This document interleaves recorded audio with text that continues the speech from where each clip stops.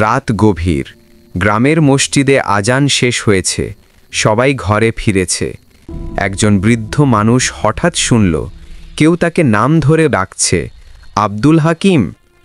চারদিকে নিস্তব্ধতা, বাতাসও যেন থমকে গেছে।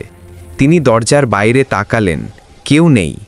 শুধু বাতাসের সাথে এক অদ্ভুত কণ্ঠস্বর ভেসে আসে, তুমি কি ভুলে গেছ তোমার প্রতিশ্রুতি? বৃদ্ধের শরীর কাঁপতে শুরু করে।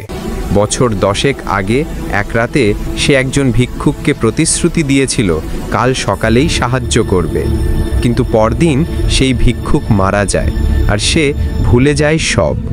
আজ রাতে সেই আত্মা ফিরে এসেছে তার কাছে আল্লাহর আদেশে, যেন সে বুঝতে পারে অন্যের অধিকার ভুলে যাওয়া কেমন ভয়াবহ অপরাধ।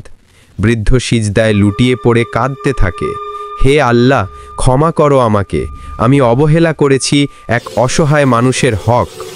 বজ্রপাতের আলোয় দেখা যায় দরজার পাশে একটি পুরনো কাঠের লাঠি, যেটি সেই মৃত ভিক্ষুকের ছিল।